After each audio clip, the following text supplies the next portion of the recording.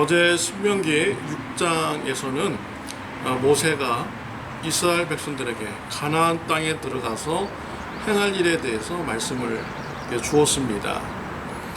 가나안 땅에 들어가서 마음을 다하고 성품을 다하고 힘을 다하여 하나님을 사랑하라고 했습니다. 그리고 이러한 하나님의 사랑을 자녀들에게 또 부지런히 가르치라고 말씀을 하였습니다. 어떻게 하나님을 사랑할 수 있습니까? 이웃을 사랑함으로써 하나님을 사랑하는 것입니다. 우리가 마음을 다하고 성품을 다하고 힘을 다하여 이웃을 사랑하는 것이 그 하나님을 사랑하는 것입니다. 또한 이것은요, 우리가 지식을 다하여 우리의 감정을 다하여 우리의 의지력을 다하여서 이웃을 사랑하라 라는 이런 말과 같은 것이죠. 이웃을 사랑할 때 그것이 곧 하나님을 사랑하는 것입니다. 하나님을 사랑하면 하나님께서 그의 백성들과 자손들에게 축복을 주신다라는 이런 말씀을 어제 말씀을 통해서 나누었습니다. 오늘은 모세가 이스라엘 백성들이 가나안 땅에 들어가서 풍요함을 누리는 이런 삶을 살 때 하나님을 사랑하라 라고 이렇게 권면을 하고 있습니다.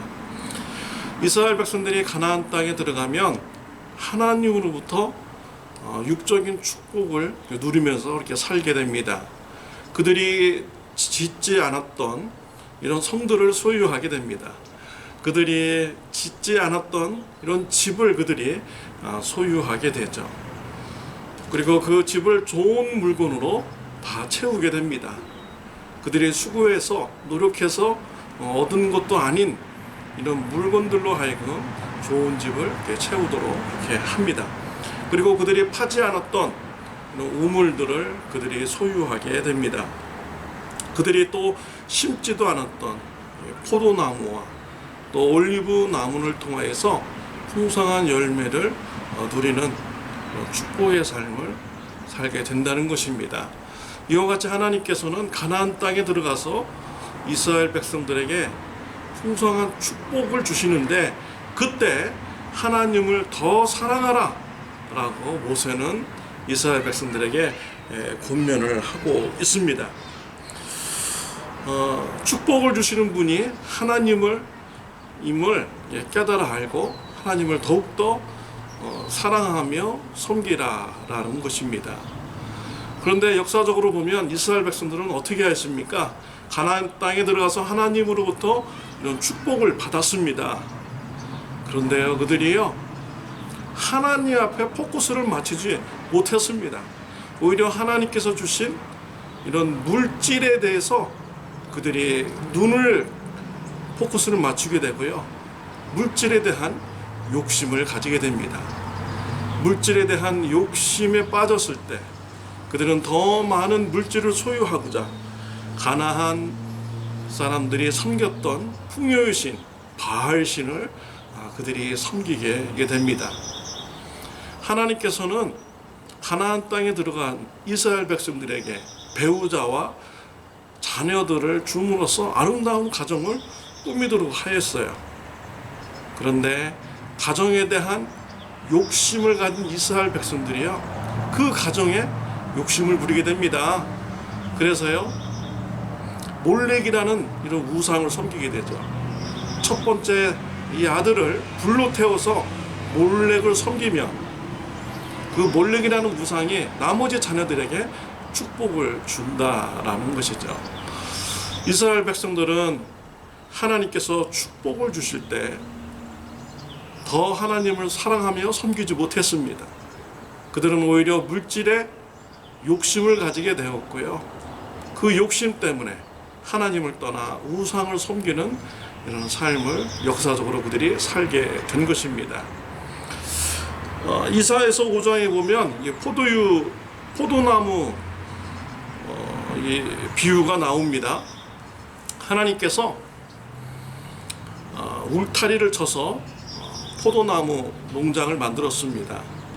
땅을 갈아엎습니다. 돌멩이를 다 걷어냅니다. 망대도 만들었습니다. 좋은 포도나무를 심었습니다. 그리고 하나님은 그 포도나무에서 좋은 포도나무 열매를 기대하셨습니다. 그런데 좋은 포도나무에서요, 들포도 열매가 맺히게 된 것입니다. 하나님께서는 이 비유에서요, 이게 어찌 된 일이냐 라고 하면서 포도나무를 버리게 됩니다. 그래서 울타리를 거두게 되죠. 다 치워버리게 됩니다. 그리고 땅에 잡초가 나도요, 뽑지 않고요, 가시나무가 엉겅퀴가 그냥 막 나도록 내버려 둡니다. 그리고 포도나무에 가지치기를 해주지 않습니다. 구름에게, 그 포도나무에게 물을 주지 말라고 말을 합니다. 결국 이 포도나무는 하나님으로부터 버림을 받게 된 것입니다. 여기서 포도나무는 누구입니까? 바로 이스라엘 백성들을 말하는 것이죠. 하나님은 이스라엘 백성들에게 가나안 땅에 이런 축복을 주었습니다. 그리고 좋은 열매를 기대했습니다. 그러나 축복을 누렸던 이스라엘 백성들은 하나님을 떠나고 우상을 섬기는 삶을 살았던 것이죠. 그래서 하나님은 이러한 이스라엘 백성들을 심판합니다. 울타리를 거두어서요, 이웃나라인 강대국인 아수르가 북이스라엘 나라를 멸망을 시켰습니다. 그리고 북이스라엘 사람들을 다 포로로 붙잡아가지고 전 세계에 흩어버렸습니다. 바벨론이라는 나라가 유다 나라를 침공해서 유다 나라가 멸망하게 되었습니다. 유다 사람들을 바벨론의 포로로 끌려가게 했습니다. 결국 이스라엘 백성들이 가나안 땅에서 살지 못하는 이런 심판을 받게 된 것입니다. 우리는 이러한 성경의 이런 역사적 사실을 우리가 보고요, 우리가 어리석은 이스라엘 백성들의 이런 모습을 우리가 닮아가지 않도록 우리가 주의를 해야겠습니다. 우리의 삶을 돌아보면요, 하나님께서 우리를 보살펴 주시고 필요한 모든 것을 이렇게 공급해 주셨습니다. 이러한 것을 우리가 깨달아 알고요, 더욱더 우리가 하나님을 우리가 사랑하며 우리가 섬겨야겠습니다. 어떤 분들은요, 내가 지금 이만큼 고생해서 내 능력으로 내가 이만큼 살아왔어, 난 이제 더 이상 하나님 도움 없어도 난 살 수 있어 라고 이렇게 잘못 생각하는 분도 이렇게 있습니다. 그러나요, 그분에게 생명을 주신 분이 누구입니까? 건강을 주신 분이 누구입니까? 모두 다 하나님이신 것이죠. 우리 인간은 정말 연약한 존재입니다. 감기 한 방도 우리가 이길 수가 없습니다. 감기 한 번 걸리면요, 잘못하면 생명의 위협을 느끼게 되는 것입니다. 모기 한 방 잘못 물리면 우리의 반신부수가 되어버리는 것이 바로 우리의 인간의 모습인 것이지요. 우리의 생명조차 우리의 마음대로 지킬 수 없는 것입니다. 우리가 하나님 앞에 정말 우리가 겸손해야 됩니다. 하나님께서 우리에게 베풀어 주신 은혜를 우리가 기억해야 됩니다. 그리고 더욱더 하나님을 사랑하는 이런 신앙의 삶을 우리가 살아가야겠습니다. 모세는 이스라엘 백성들이 이제 가나안 땅에 들어가면 광야 1세대들이 마사에서 하나님을 시험한 것 같이 하나님을 시험하지 말라라고 이렇게 권면을 하고 있습니다. 광야 1세대들이요, 마사라는 곳에 도착했습니다. 그곳에 갔더니 물이 없는 것이에요. 죽게 되었습니다. 이때 그들이 하나님을 시험합니다. 하나님이 과연 물을 주실 수 있는 분인지 시험하자. 소동을 일으켜서 모세에게 죽을 듯이 달려가서 물을 내놓으라고 합니다. 모세가 정말 죽을 것 같아요. 하나님 앞에 가서 기도했습니다. 하나님께서 모세에게 지팡이를 들고 반석을 치라라고 합니다. 반석을 치자 그 반석에서 물이 나오게 되었습니다. 모든 사람들이 그 물을 먹고 살게 되었습니다. 그래서 하나님을 시험했다 라고 해서 마사다라고 이렇게 이름을 이렇게 지었죠. 정말 이런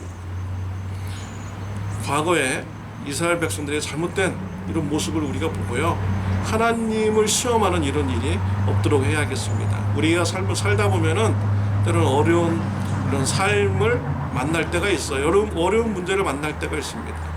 그럴 때수록 우리가요, 하나님을 시험하지 않고 하나님을 더욱더 의지하고 필요한 것을 제공해 주시는 분이 하나님이심을 알고요, 하나님을 섬기는 저와 여러분들이 되시기를 바랍니다. 이 마사의 사건을 보면 정말 하나님의 은혜를 다시 한번 보게 되죠. 하나님을 시험했어요. 하나님이 과연 물을 주실 수 있는 분인지 없는 분인지 시험했습니다. 그런데 하나님께서요, 반석을 쳐서 물을 나오게 했습니다. 하나님이 살아계심을 증명을 한 것이죠. 그러면 어떻게 됩니까? 그 다음 순서는요, 하나님을 시험했던 사람들을 잡아내야죠. 그리고 그들을 심판해야 되는 것입니다. 그런데 하나님은요, 은혜로우신 분이셨어요. 모든 이스라엘 백성들이 반석에서 나오는 이런 물을 먹고 다 살게 해 주신 것입니다. 신약성경 고린도전서 10장 4절을 보면 여기에 대한 하나님의 구속의 은혜가 있었다라는 것을 우리가 볼 수가 있습니다. 고린도전서 10장 4절 말씀에 보면 다 같은 신령한 음료를 마셨으니 그들을 따르는 신령한 반석으로부터 마셨음에 그 반석은 그리스도시라 라고 이렇게 기록이 되어 있습니다. 여기서 반석은 누굽니까? 바로 그리스도이십니다. 지팡이가 반석을 쳤을 때 물이 나왔죠.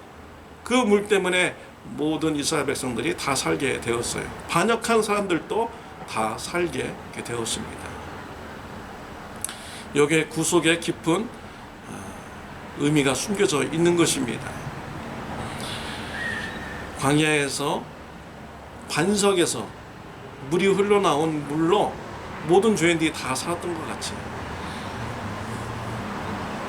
우리가요, 죄로 말미암아 죽을 수밖에 없는 이런 죄인들이 예수 그리스도의 생수의 물을 마시고 다 살아나게 된다는 이런 구속의 은혜가 그 안에 담겨져 있는 것입니다. 하나님께서 저와 여러분들을 사랑해 주셨습니다. 죄로 인해서 죽을 수밖에 없는 이런 사람들인데 예수님의 생수를 마시고 우리가 죄 사함 받고 구원받게 해주셨습니다. 또 일용할 양식을 채워주시고 공급해 주시고 있습니다. 이런 하나님의 은혜를 여러분 기억하시기를 바랍니다. 더욱더 하나님을 사랑하며 섬기는 저와 여러분들이 다 되시기를 바랍니다. 기도하시겠습니다. 하나님 아버지 감사합니다. 죄인 되었던 우리들을 예수 그리스도의 보혈의 피로 우리의 죄를 사해 주시니 하나님 아버지 감사합니다. 구속의 은혜, 일용할 양식을 공급해 주시는 하나님의 은혜를 우리가 잊지 않게 해주시고 더욱더 감사하며 하나님을 섬기는 자가 되게 하여 주옵소서. 예수님의 이름으로 기도드렸습니다. 아멘.